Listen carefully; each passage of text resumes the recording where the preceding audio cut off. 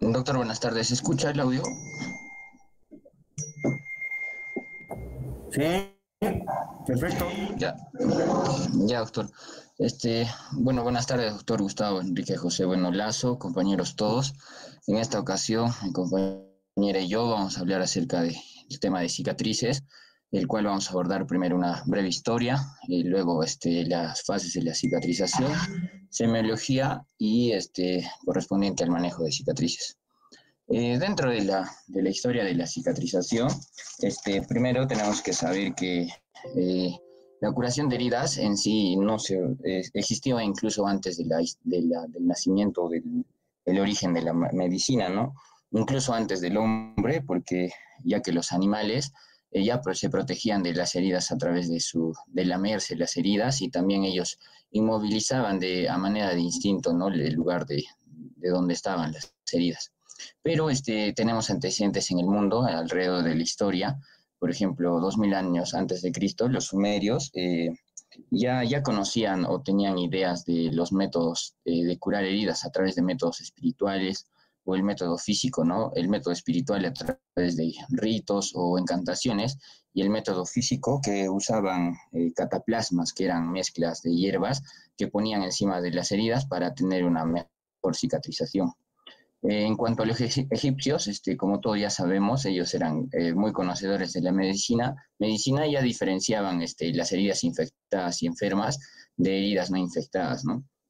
Y su gran conocimiento que nos han ampliado a través del papiro quirúrgico o el de Smith, ¿no? Que es como ya han hablado en varias exposiciones.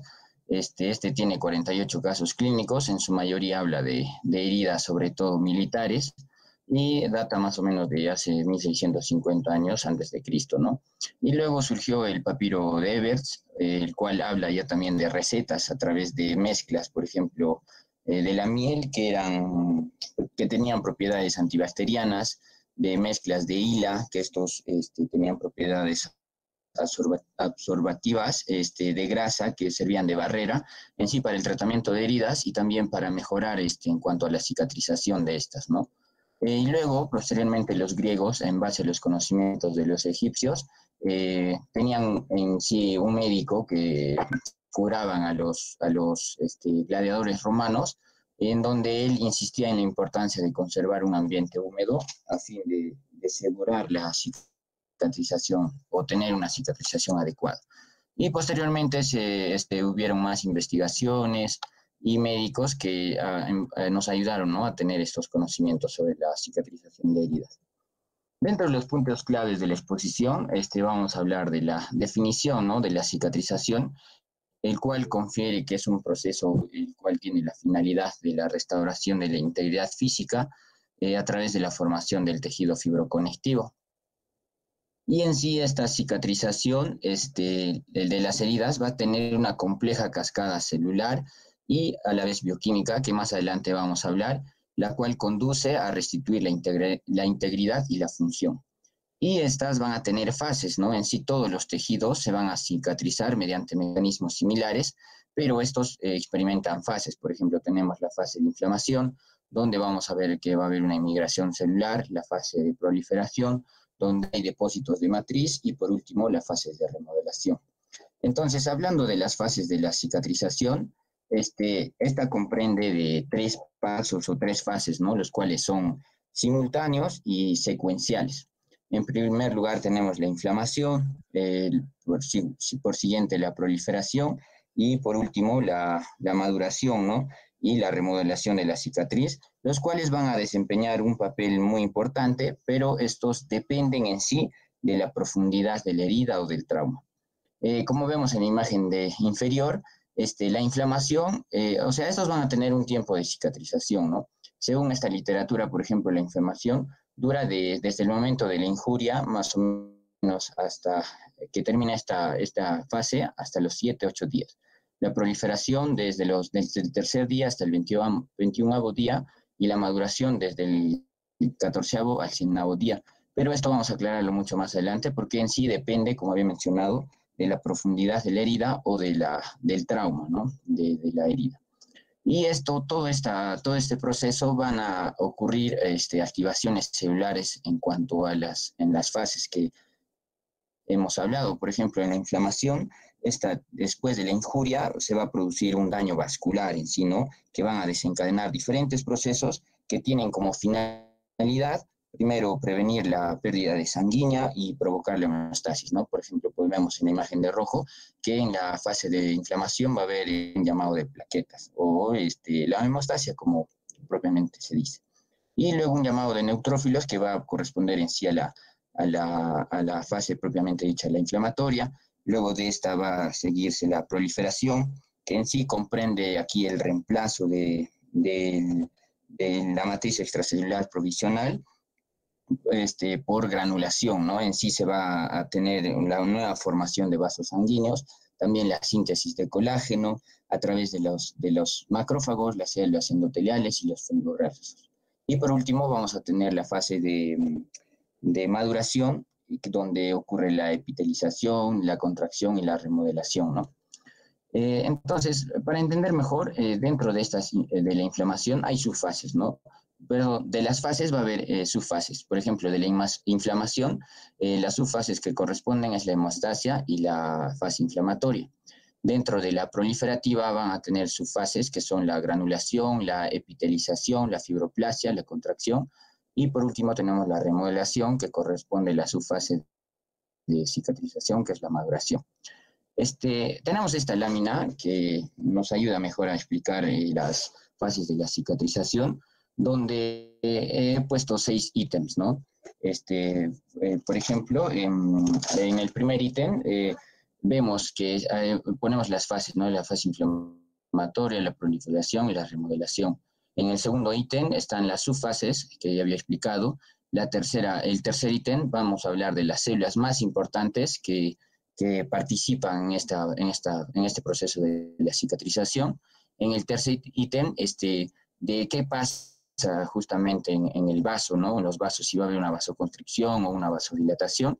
Después, en la matriz, si es que qué se sintetiza más o qué se inhibe. Y en el quinto ítem vamos a hablar de la fuerza tensil. Y por último, en el tiempo que demora en cicatrizarse desde la injuria. Entonces, tenemos que saber que en la fase inflamatoria, por ejemplo, vemos que la separa la línea roja, ¿no? Por ejemplo, desde el momento de injuria hasta que termine la fase inflamatoria, según algunas literaturas, demora hasta 3 días, pero en otras demoran hasta 7 días, pero esto en base a la profundidad de las heridas, ¿no? O en la complejidad de estas. Pero vamos a tomar de rango al tercer día.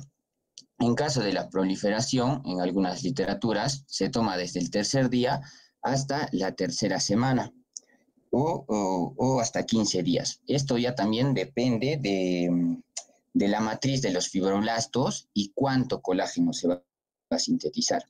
Y en la remodelación, en cuanto al tiempo, confiere más o menos de la 2 o de la segunda o tercera semana para adelante.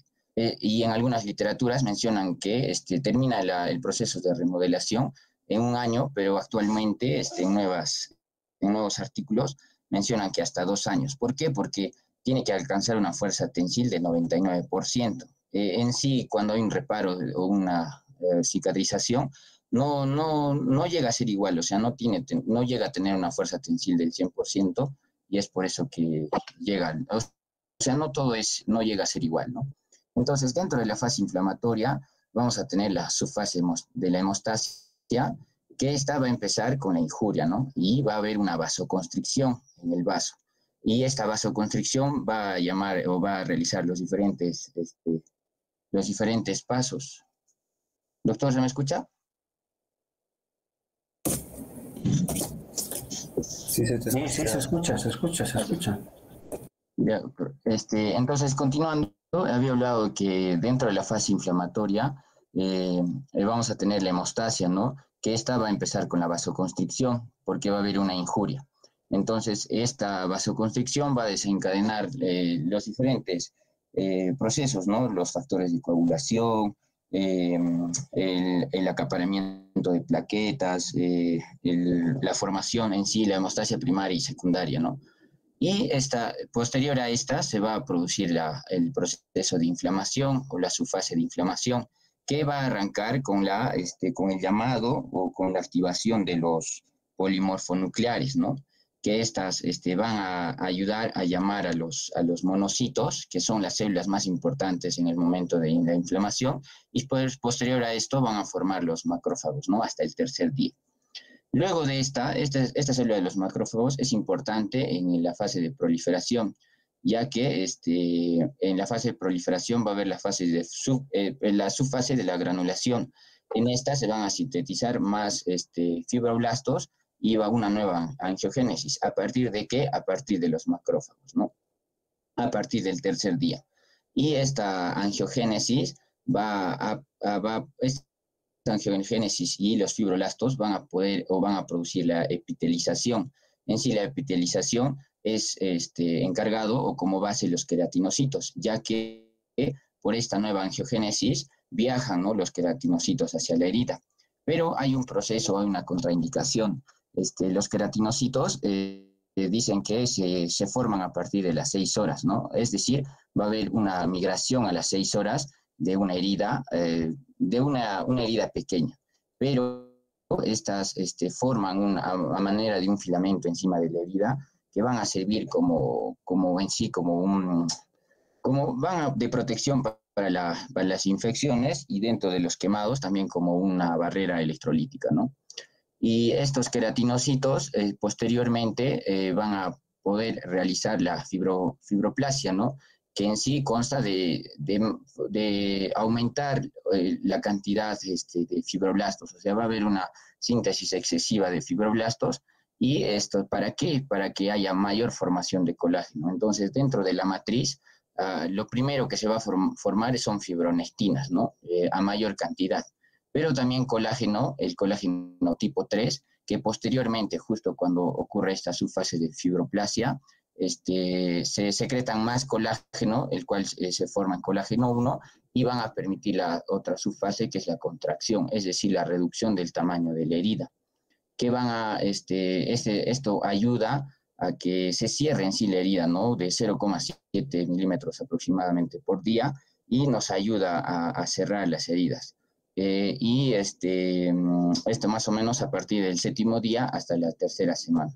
Y por último tenemos la fase de remodelación, que en sí es el proceso de maduración, ¿no? En donde las fibras que se han formado, digamos, de forma paralela, lo que va a hacer la maduración es entrelazarlas y aumentar la fuerza tensil, que llega a 99%. Y en sí todo esto es la fase de cicatrización. Por consiguiente, tenemos los factores que afectan a la cicatrización. Hay factores, ¿no?, locales y factores sistémicos. Dentro de los factores locales están las infecciones que había mencionado, y también va a haber unos factores que son la oxigenación o la hipoxia, ¿no? Dentro de ellos hay los tejidos necróticos, los cuerpos extraños, la sepsis, la déficit de irrigación sanguínea, que es importante que llegue por la vasodilatación en nutrientes y oxígeno hacia la herida para que pueda tener una correcta cicatrización. También presencia de edemas y de obstáculos linfáticos, de hemorragias y hematomas, y también de decisiones y manipulaciones quirúrgicas. Y dentro de los factores sistémicos tenemos la edad, ¿no? Sabemos que a mayor edad va a haber un proceso de cicatrización más lento. El estrés también va a provocar o va a afectar a la cicatrización. El ejercicio, ya que por esta fuerza tensil que había mencionado, es decir, a la 3.ª semana más o menos no llega a una fuerza tensil, y si nosotros vamos a hacer ejercicio podemos abrir o aperturar las cicatrices. También los factores como las hormonas, la obesidad, el alcohol y el tabaquismo, y algunos medicamentos que van a afectar a la cicatrización, ¿no? Y también el estado nutricional.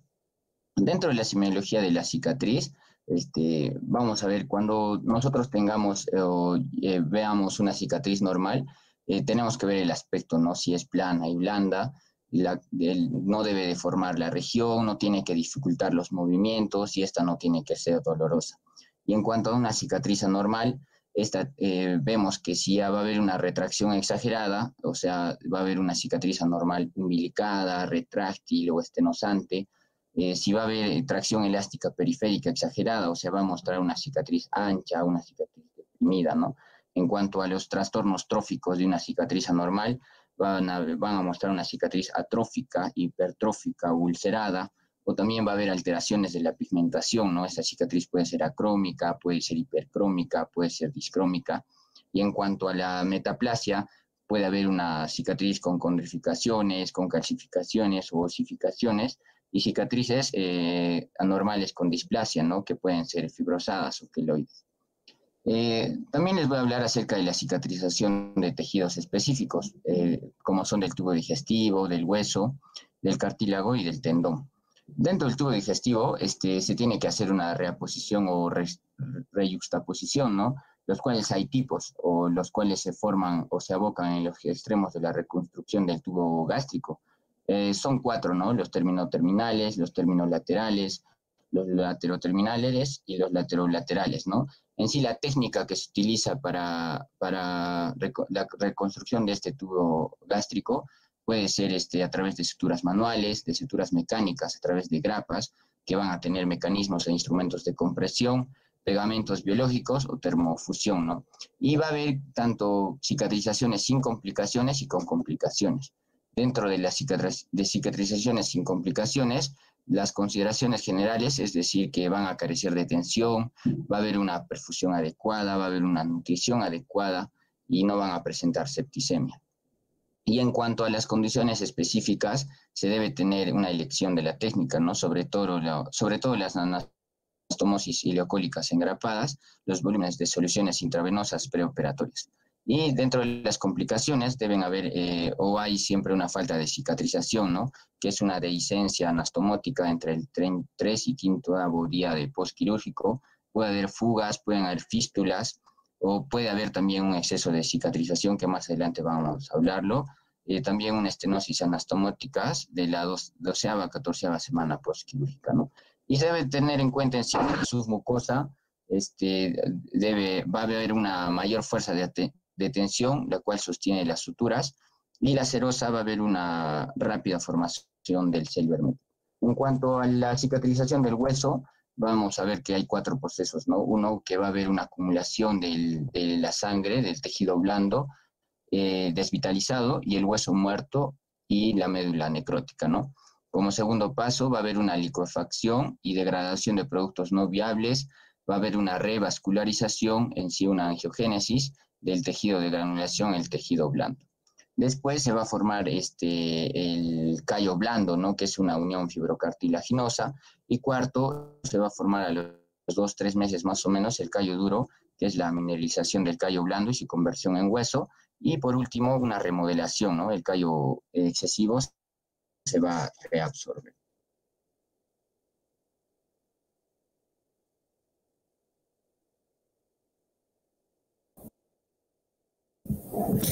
Ya, bueno, continuando con la exposición, también vemos la cicatrización del cartílago. Esta viene a ser, ¿no? El cartílago viene a ser vascular y puede acompañarse de efectos permanentes secundarios. La cicatrización depende de la profundidad de la lesión.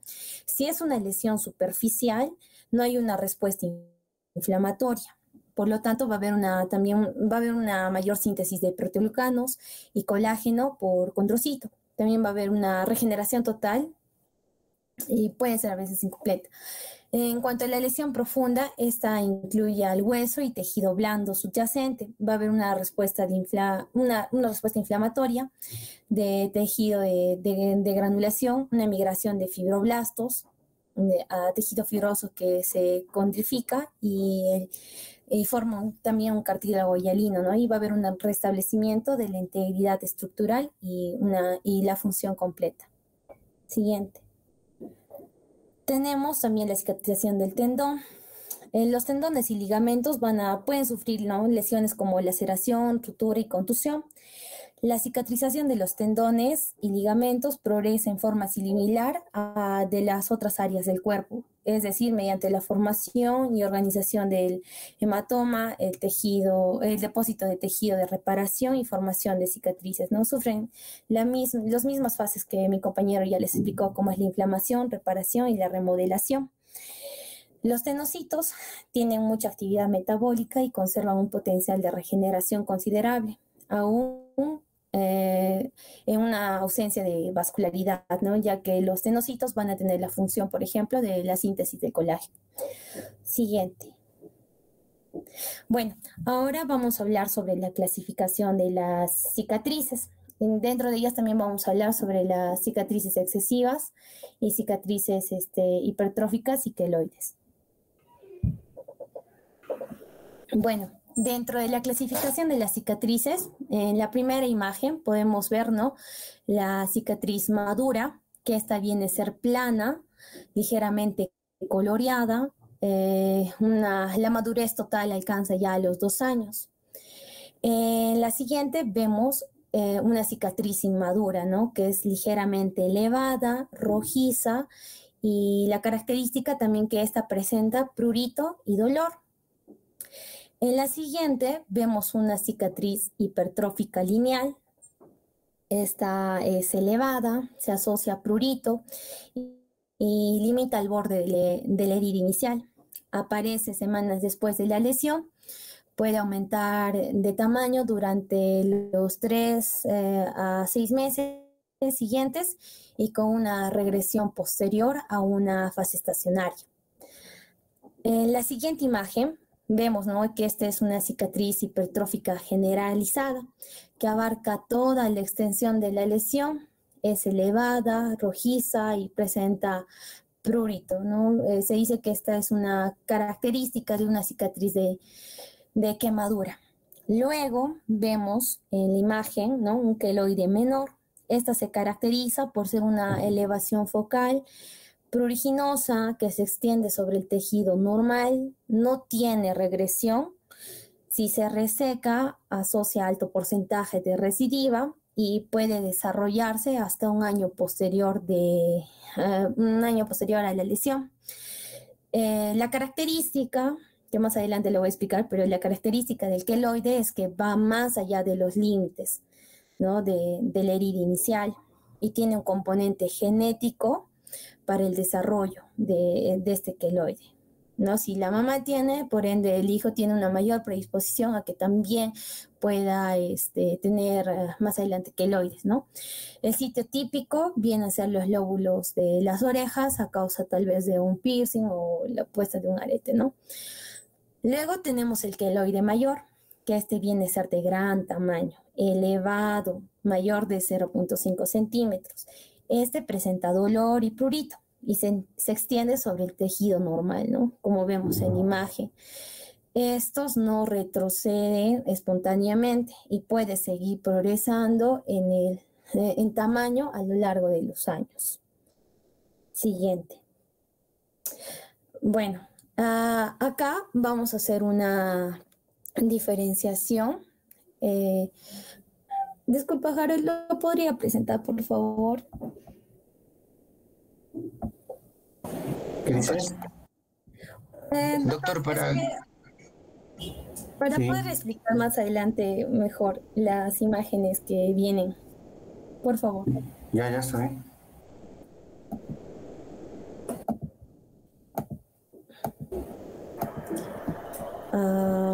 ¿No se ve? ¿Se ve? Ya.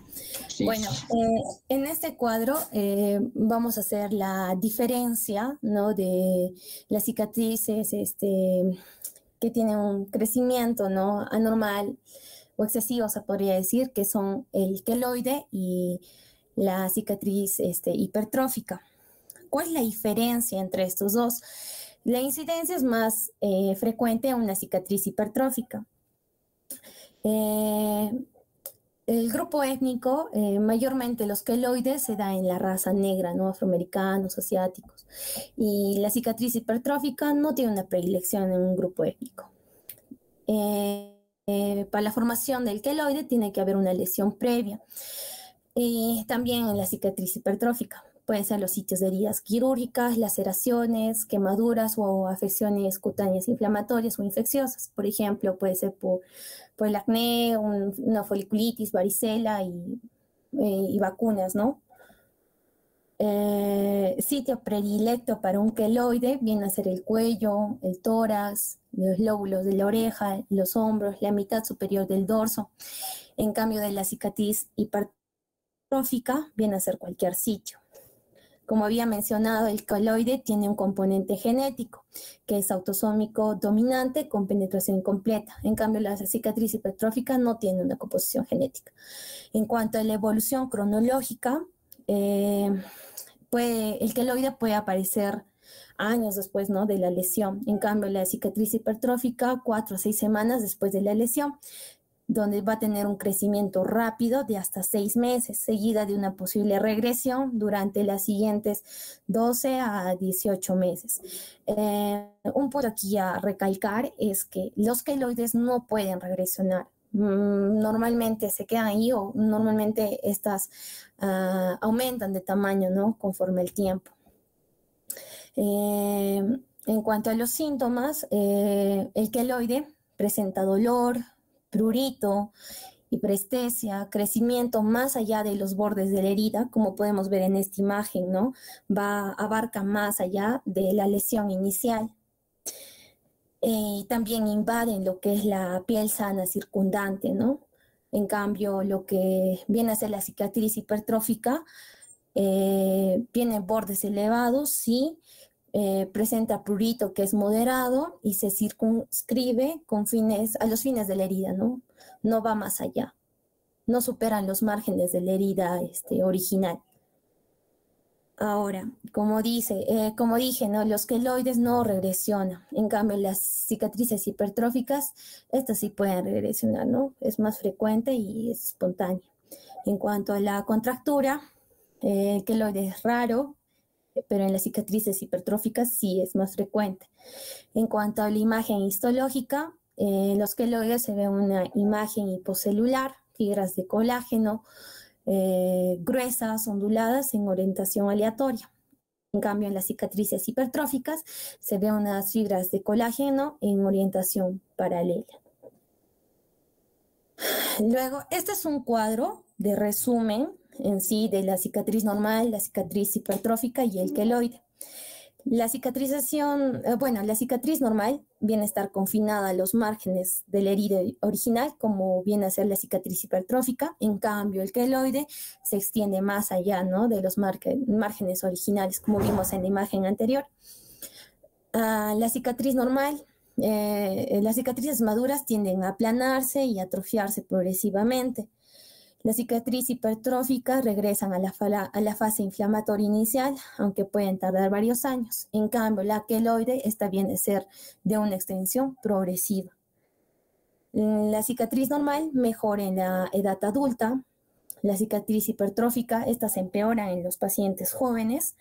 Y el queloide, como mencioné, es más frecuente, ¿no?, en las razas oscuras.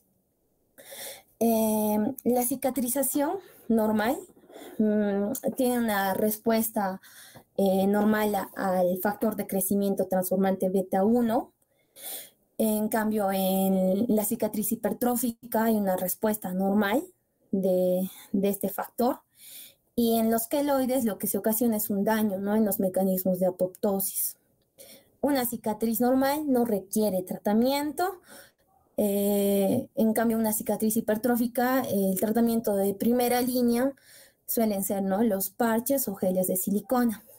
Y en los queloides, el tratamiento de primera línea vienen a ser los corticoides intralesionales con triamcinolona, es el compuesto más utilizado, en combinación con silicona, ¿no?, los parches de silicona.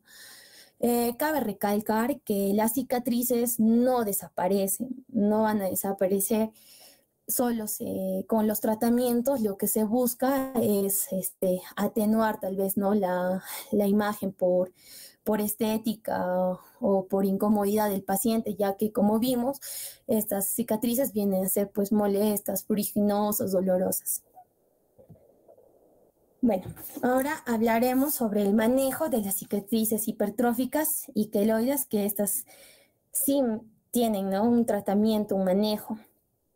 El tratamiento viene a ser muy variado y está enfocado a la combinación de terapia. Todas ellas son necesarias dado que el proceso de cicatrización en sí mismo no es un proceso estancado, ¿no?, sino es evolutivo y tratable según la fase y su respuesta. El objetivo es disminuir el riesgo de recurrencia, lo que obliga al médico y también al paciente a tener un seguimiento, ¿no?, mensual, para ver cómo evolucionan estas cicatrices, ¿no?, si hay un mejoramiento, o etcétera. Bueno, como primera instancia tenemos lo que dentro del tratamiento, la cirugía. Las cicatrices problemáticas están causadas por disfunciones intrínsecas al proceso de la cicatrización, por lo que viene a ser frecuente que la cirugía no sirva más que para recrear el evento precipitante y por lo tanto ocasione un empeoramiento o recurrencia de la cicatriz. La resección quirúrgica de las cicatrices, ya sean hipertróficas o queloideas, utilizada en forma aislada, va a tener una recurrencia de 45 a 100%. La extirpación de un queloide viene a ser difícil y requiere la eliminación, ¿no?, por completo de todo el tejido afectado.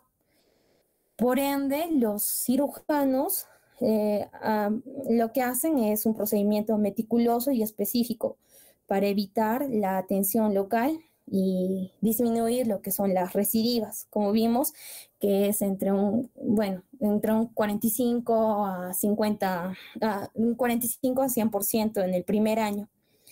Y no es infrecuente que la cicatriz secundaria va a ser, pues, suele ser mayor que la inicial.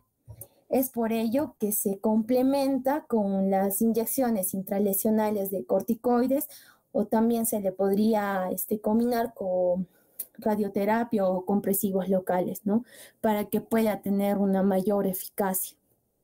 Y estos están indicados para cicatrices hipertróficas y queloideas. Como vemos en la imagen, como dije, es muy común los queloides, ¿no?, a nivel de la oreja, ¿no?, debido tal vez a un piercing, etcétera. Entonces, lo que se le hace es la exéresis, ¿no?, o la incisión. Sacamos, ¿no?, lo que es el queloide, pero antes de ello incluso hay un procedimiento, ¿no?, se podría decir, soltar el queloide. Se le pone inyecciones intralesionales con triancinolona y posterior a la cirugía también se le tiene que poner las inyecciones intralesionales para evitar las recidivas. Luego tenemos los corticoides. Su administración es intralesional y esta viene a ser eficaz, ya que disminuye lo que es la inflamación y vasodilatación y también inhibe la proliferación de fibroblastos. Es por ello que aplanan y ablandan los queloides, ¿no? El compuesto más usado es el acetonido de triancinolona, que es diluido en suero salino o lidocaína. Las infiltraciones son dolorosas y se repiten cada 3 a 6 semanas. Es por eso que tenemos que primero indicarle, ¿no?, al paciente que va a sentir un pinchazo y tiene que advertirle que es dolorosa. Primero, estas infiltraciones se inician a bajas concentraciones, con 5 miligramos por mililitro, que van incrementando hasta que el queloide se reblandece. Y hasta un máximo de 40 miligramos por mililitro, sin superar los 60 miligramos de triancinolona mensual. Se utilizan agujas de 30G, que son pequeñitas, delgaditas, y que deben penetrar el tejido cicatricial y rellenar por entero lo que es la lesión, blanqueando la superficie, ¿no? Al ingresar con la aguja vamos a encontrar una resistencia es ahí donde debemos infiltrar y, como dice, ¿no? Blanqueando la superficie. Acá podemos ver en la imagen una mejoría, ¿no? Acá vemos un queloide que está algo hiperpigmentado. Con la inyección intralesional de triamcinolona vemos, ¿no? Que se podría decir que se blanquea el color y también los bordes se aplanan, ¿no? Los efectos adversos, pero de los corticoides viene a ser la hipopigmentación, una atrofia o también puede presentarte telangiectasias, pero esto es por el uso o por un tratamiento prolongado, ¿no? Acá vemos esa imagen, ¿no? De una atrofia o hipopigmentación. Luego tenemos la crioterapia. Esta se basa su eficacia en la provocación del daño celular directo o de la vascularización con anoxia celular secundaria. Por ello, las lesiones más densamente fibrósticas resisten mejor este proceso. Se aplica generalmente mediante sondas de contacto o spray, aplicando ciclos de congelación, descongelación de 10 a 30 segundos de duración. Los mejores resultados con crioterapia se obtienen en las cicatrices hipertróficas, especialmente en aquellas que se sitúan en el tórax, en los hombros y en la espalda. Lo malo de esto tal vez es que causa dolor también. Es un tratamiento que causa dolor. Tiene una eficacia entre un 51 a 76%, ¿no? Como vemos en la imagen, esta es la crioterapia. Luego tenemos las terapias oclusivas, que viene a ser la de compresión y el uso de silicona. La de compresión, los mecanismos de acción son la reducción del edema y la apoptosis de fibroblastos inducidas por hipoxia, aunque algunos estudios han demostrado un aumento de la presión sanguínea con la terapia de presión. Para alcanzar un resultado favorable, es necesario que se le insuflen, ¿no? Al menos unos 24, bueno, hay una presión de al menos de 24 milímetros de mercurio y un apego adecuado del paciente. Se recomienda el inicio posterior a epitelización, con uso continuo de 8 a 24 horas por los primeros 6 meses y con una presión de 24 a 40 milímetros de mercurio. Esta va a aplanar y ablandar lo que es la cicatriz. Tiene una eficacia de 65 a un 75% y ya está indicado, ¿no? Para cicatrices hipertróficas y también queloideas. Luego tenemos la silicona, que esta se considera como la primera línea en el manejo de las cicatrices hipertróficas y en la prevención del desarrollo de cicatrices anormales en pacientes con factores de riesgo. También va a estar indicado en queloides no pedungulados o para niños y en pacientes que no desean un manejo agresivo, ¿no? Como tal vez puede ser la cirugía. El mecanismo de acción de la silicona es por un efecto hidratante y oclusivo, que va a ser capaz de generar una elasticidad estática y prevenir un exudado capilar. Aunque otra hipótesis establece que genera un aumento en la temperatura con la activación de la colagenasa y disminución de la tensión de oxígeno, produciendo así una hipoxia ligera. Se recomienda su uso entre 12 a 24 horas diarias durante 3 a 12 meses. En la imagen vemos, ¿no? Que es un parche transparente. También se usa de alguna otra manera para evitar, ¿no? el roce tal vez con algunas superficies. Como dije, los queloides producen lo que es prurito. Entonces, la manera de evitar que esta crezca es evitar también el rascado. Si tú rascas el queloide, la cicatriz, lo que provocas es una estimulación. Entonces, esta tiende a crecer. Luego tenemos la laser terapia. Los resultados de éxito inicial varía desde 39 a 92% con láser de dióxido de carbono y un 45 a 93% con láser de argón. Pero en los ensayos clínicos se han demostrado que la extirpación de queloides con láser quirúrgico es capaz de retrasar la síntesis de colágeno, pero solo de forma temporal, por lo que la recidiva viene a ser frecuente. Es por eso que se tiene que hacer una combinación con lo que son las inyecciones intralesionales, ¿no? El empleo de los láseres vasculares es más reciente. Existen referencias positivas con respecto al tratamiento del láser colorante pulsado y el neodimio. Estos son tratamientos poco agresivos que ofrecen resultados graduales a lo largo de varias sesiones, ¿no? Por ejemplo, es el tratamiento con láser de colorante pulsado y este es de neodimio. Tenemos la radioterapia, la adición de radiación a la extirpación quirúrgica disminuye las tasas de recurrencia entre 1 a 35%. ¿Qué hace la radiación? Daña lo que son los fibroblastos proliferantes directamente induciendo su apoptosis. Suele iniciarse 1 a 3 días después de la extirpación de la cicatriz con una dosis total de 10 a 15 Gray, fraccionado en 5 a 6 sesiones. Esto va a estar contraindicado en niños y en áreas como mama y tiroides. Y tiene una recomendación o eficacia alta, pero el nivel de evidencia viene a ser 3, ¿no? En la imagen vemos un queloide postquirúrgico en el tórax, que con el tratamiento del láser con colorante pulsado, esto era de la anterior diapositiva, vemos, ¿no?, que el volumen disminuye, ¿no?, del queloide. Acá en la segunda sesión vemos que está hiperpigmentada y ya en la primera sesión está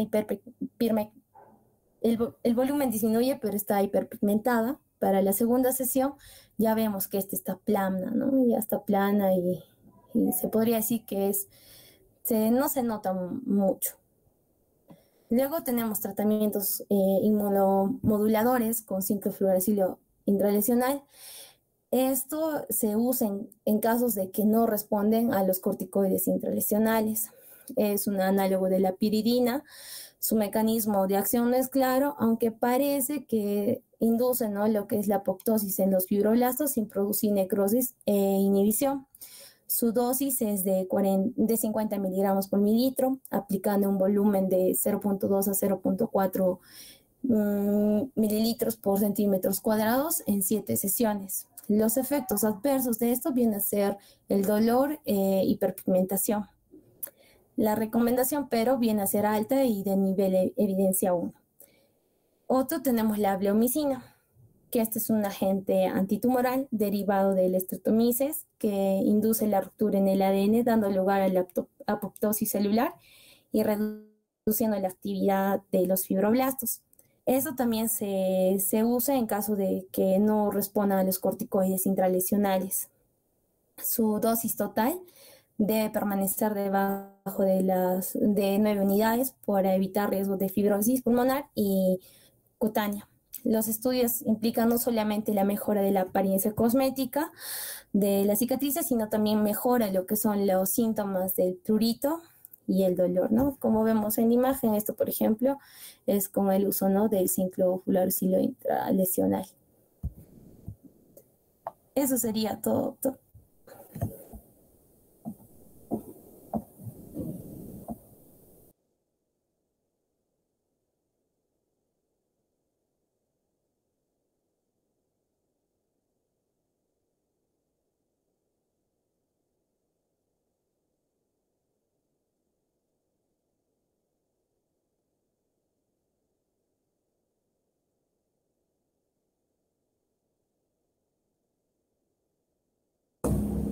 Hola, ¿ya terminamos? Sí, doctor. Ya, ¿puedes poner ese último cuadrito en la pantalla?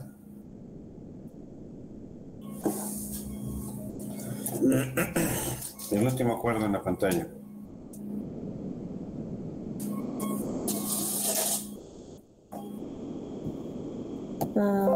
¿Se ve? ¿Ya? ¿Sí? ¿Puedes agrandar un poco? Sí.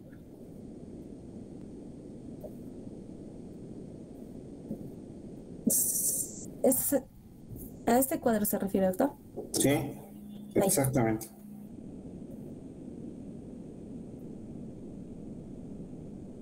Ok. Bueno, en cicatrices tenemos una gran variedad de alternativas de tratamientos. Las cicatrices, como dijeron vuestros compañeros, son cicatrices desde las cicatrices planas, que son las normales, las cicatrices deprimidas, las que son hundidas, las que se ven hacia adentro, y las cicatrices sobresalientes o patológicas, en el caso que tenemos las cicatrices hipertróficas y los queloides. Esas son las patológicas. Ahora, dentro de toda la gama de cicatrices, lo que más le va a molestar a un paciente o lo que más le va a llamar para la consulta son las cicatrices hipertróficas y las cicatrices queloides. Las cicatrices hipertróficas, bien lo han definido vuestros compañeros, son cicatrices que aumentan de volumen, no van más allá de medio centímetro, a lo mucho 1 centímetro en el volumen, y están exactamente sobre toda la línea de la herida que se hizo. En cambio, las cicatrices queloides siempre sobrepasan la línea, se van mucho más allá y presentan como digitaciones, se abren así, aumentos muy exuberantes. Bueno, hay una norma que indica que dice una vez queloide, siempre queloide. Así que esta situación de la decisión extralesional, intralesional, lo que estábamos viendo acá en el cuadro, en la primera arriba dice el porcentaje de eficacia, 50%. A ver, si yo les planteo, a ver, ¿a quién estaba acá? A ver, Yulisa. Sí, doctor. Ya, si yo te digo que tú tienes una cicatriz X, Y, Z como las que has presentado, la han presentado, y te digo esta cicatriz tiene un 50% que vaya bien y un 50% que vaya bien si lo opero. ¿Te operarías? No. ¿Por qué no? Depende, doctor. Por ejemplo, como expliqué, si es solo cirugía, la probabilidad de que, por ejemplo, la cicatriz secundaria va a ser mayor incluso que la primaria. Entonces, en ese caso, creo que no me operaría, porque sería empeorar la cicatriz. ¿Y si te dicen que te van a infiltrar, te operarías? Sí, ahí sí me opero. ¿Sí te operas? Ya. Sí. A ver, aquí dice crioterapia, corticoides. La aplicación del corticoide dicen, del 50 al 100%. En los años que yo tengo de trabajo con cirugía plástica, ya ni me acuerdo cuántas veces se habrá infiltrado, ni me acuerdo. Y al mismo paciente, ¿eh? Así que tampoco el corticoide es la panacea para las cicatrices, no. No, definitivamente no. Pueden mejorarlas, pueden disminuirlas, pueden hacer que no crezcan más, sí, pero que las desaparezcan. De principio, el criterio es que ninguna cicatriz se borra. ¿Ok? Nosotros en cirugía plástica al paciente le decimos, yo te disimulo, acomodo, mejoro, transformo, cambio tu cicatriz, pero no te la voy a borrar. No existe forma de borrar una cicatriz. Con nada, absolutamente con nada. Nada, tendrías que volver a nacer. Dice la crioterapia, entre el 51 y 76%. Y dice que va en cicatrices hipertróficas. Dime, en los corticoides, ¿cómo van en las hipertróficas? Doctor, mm, bueno, se usa como segunda línea en realidad los corticoides. ¿Y cuál sería la En, primera? en la, en la primera línea sería la crioterapia, doctor, en hipertróficas. Los corticoides como primera línea son más que nada para las ¿Mis ojos te dicen algo? amiloideas. Perdón, doctor, ¿Mis ojos te dicen algo? Mire. no le veo. No es así. Si es una cicatriz hipertrófica, wow, la primera línea es pues el corticoide. Porque el corticoide es un procedimiento que no va a producir ningún tipo de lesión y solamente se infiltra, eso es todo.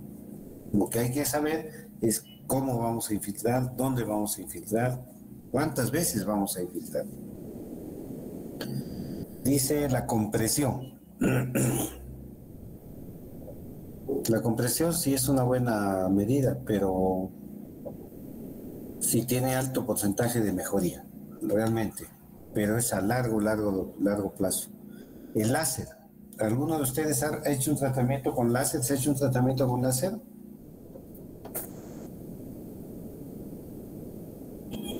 No. Ya. Láseres vasculares.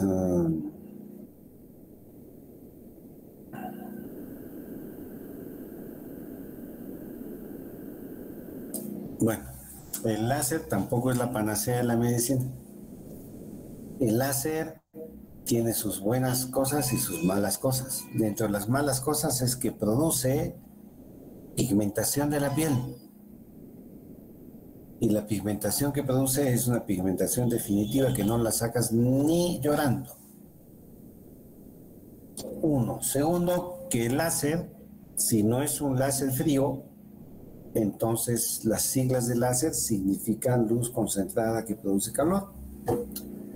Entonces, en una piel blanca, estamos hablando de esos carapálidas que están en la Plaza de Armas caminando ahí, ¿no es cierto? Esos carapálidas, esos son los de láser. Pero en ellos le pasamos láser y lo único que vamos a conseguir es disminuir el tono de la cicatriz. De repente disminuir su volumen. Pero la piel blanca tolera muy bien el láser. Nuestras pieles, que somos somos trigueños, no tolera muy bien el láser. Y a la altura donde estamos, en el Cusco, ¿cuántos metros estamos en el Cusco? 3.399, doctor. ¿Cuánto hay aquí? 3.399. Exactamente, 3.399.999. Exacto. Bueno, se considera que, a ver, a la Plaza de Armas, ¿a cuánto está? 3.360, creo, como se considera como base. O sea que tú vives más alto que la Plaza de Armas. No. Jacqueline. Sí. No. Doctor, disculpe, se me fue la conexión, no le logré escuchar. Te pregunto, ¿dónde vives? Por la Arapa, doctor. Pero la Arapa está a 3.300.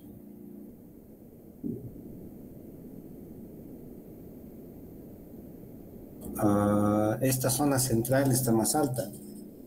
Bueno, no importa ya, que sea 3.350 metros sobre el nivel del mar, la intensidad de nuestro sol es mucha, así que por lo tanto vamos a tener grandes complicaciones por el sol. Y esas son las complicaciones del láser. El láser mancha la piel en forma definitiva. Y segundo, que puede producir, por el calor que genera, puede producir una cicatriz más grande que la que tenía. Así que el láser en nuestra piel y en nuestro medio no es un buen negocio. Ya. La radioterapia. Hace muchos años, así como los lobos, muchos años, la radioterapia fue un boom de inicio. En los años de 1990 al 95, así, se usó un montón de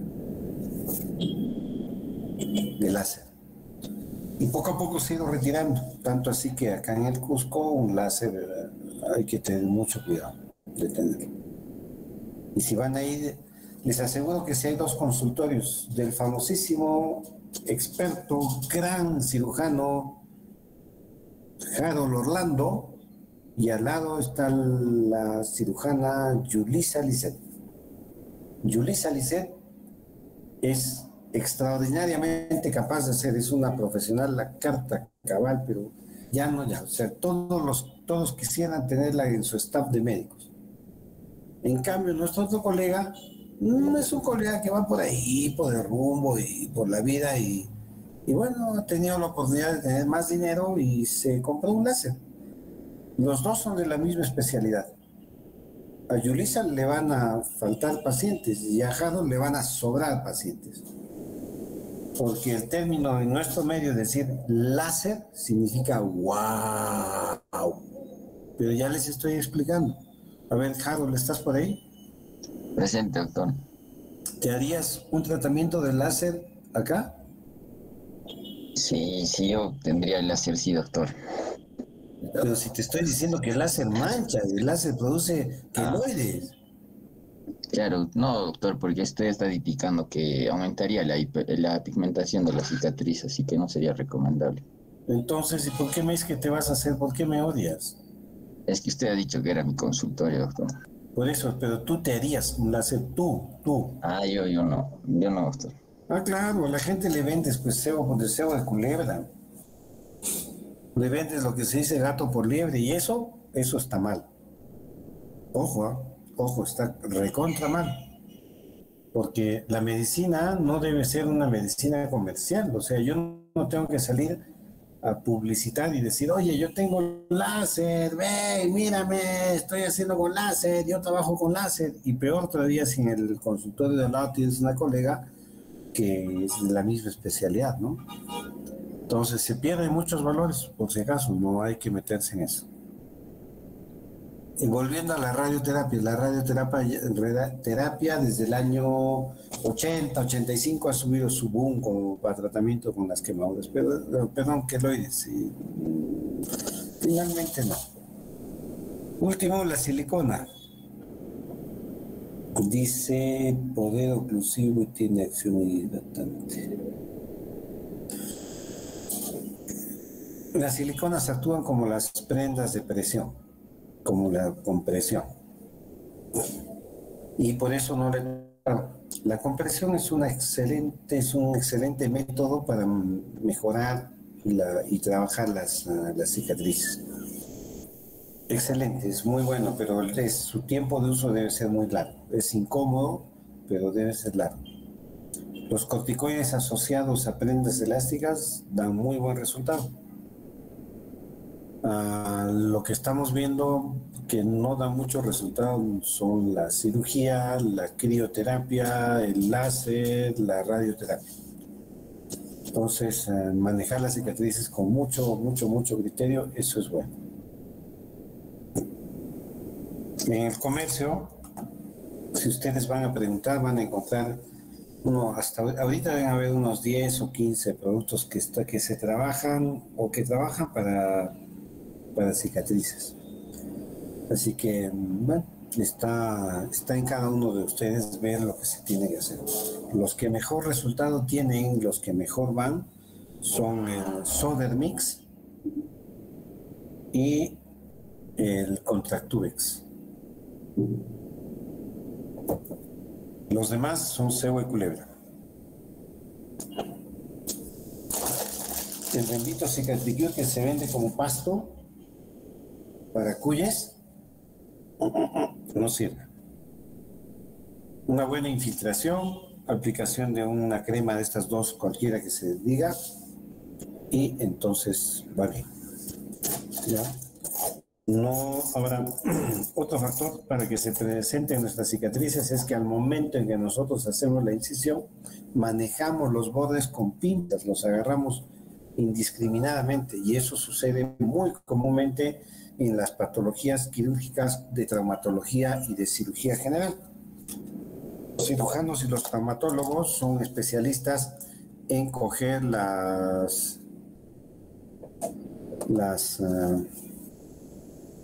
bordes de la piel con las pinzas. Entonces eso también daña. Para la sutura nosotros debemos trabajar, para nuestras suturas debemos trabajar siempre con la pinza con diente, nunca con la pinza sin diente, pinza anatómica con diente. ¿Ya? A ver, algo más que estaba viendo acá.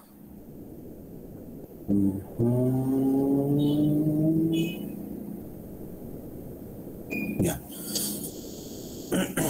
Procuren, acá como les decía, en la cirugía, en el primer punto, la cirugía no es buena solución para los queloides. Definitivamente que no.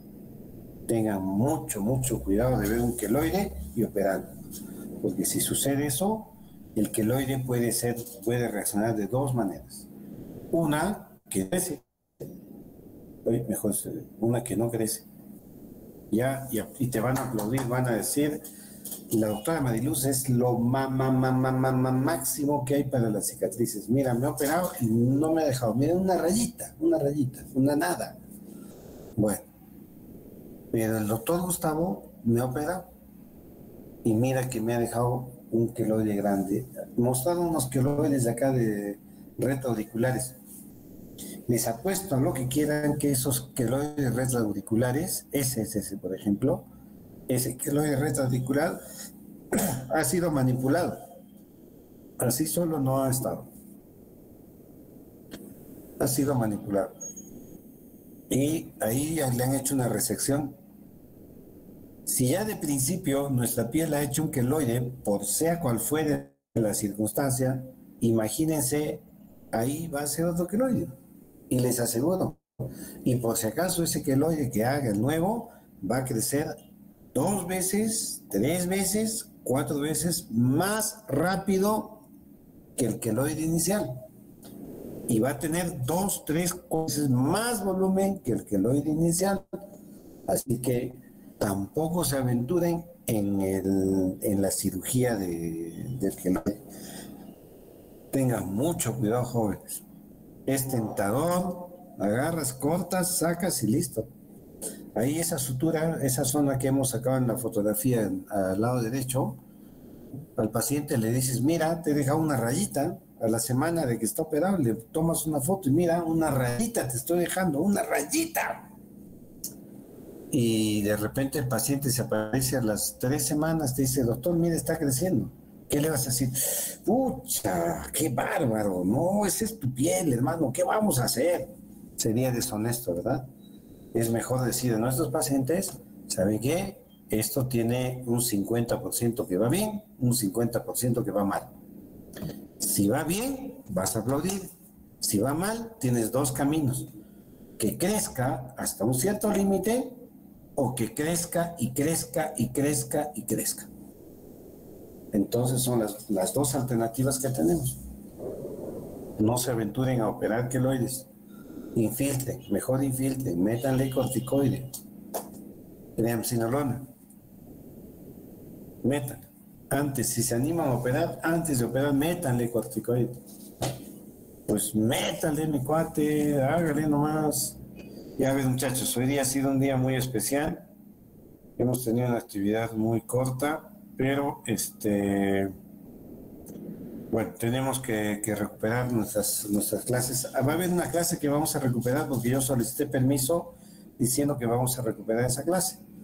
Así que tenemos que ver un día para recuperar. ¿Ya?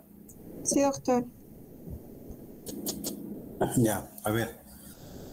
Almanaque. Almanaque es septiembre, octubre. La siguiente semana ya es octubre. El próximo viernes tienen espacio, el 1.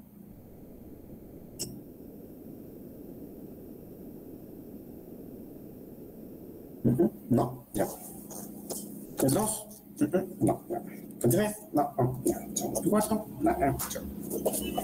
Doctor, disculpe, no le escuché bien. El día viernes, doctor, ¿puede?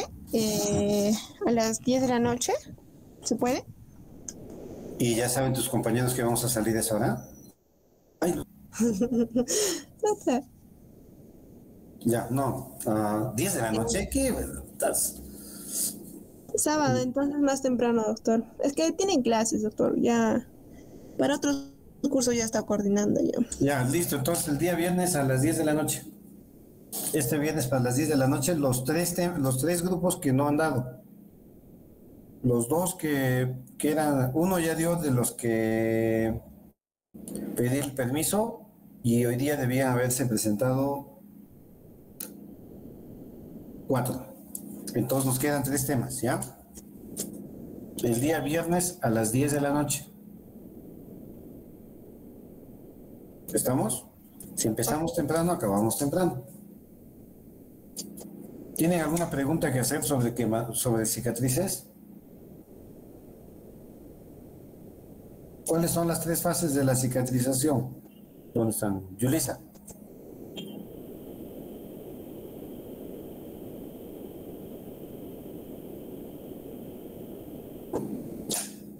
Doctor, ¿lo puedo decir yo? Ay, perdón.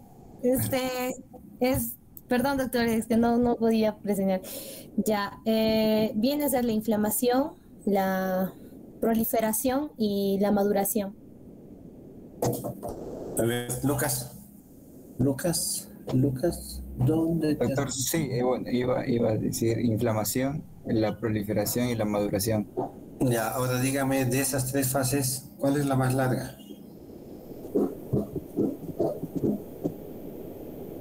La proliferación. Proliferativa, doctor. ¿Cuánto tiempo dura? De 7 días hasta la tercera semana, más o menos, doctor. ¿Y la maduración cuánto es? Perdón, la maduración sería la más larga, doctor. Ya. Sí. Normalmente los términos van unificados en el sentido de que toda herida tarda 365 días en sanar. En mi experiencia, tengo algunos pacientes que antes del año han mejorado muy, muy bien. Su cicatriz está estable, está todo. Hay otros pacientes que pasamos el año, llegamos hasta a veces 2 años. Sí, nuestro medio es muy especial para la piel y esas cosas. Así que hay que tener mucho criterio. No se aventuren, muchachos, a trabajar con cicatrices alegremente. No se aventuren. Puede ser una mina de oro. Pero a veces el oro que fácil viene, también fácil se va.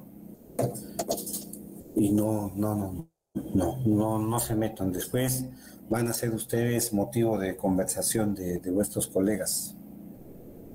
Y van a decir, oye, mira, Gustavo, mira lo que ha hecho.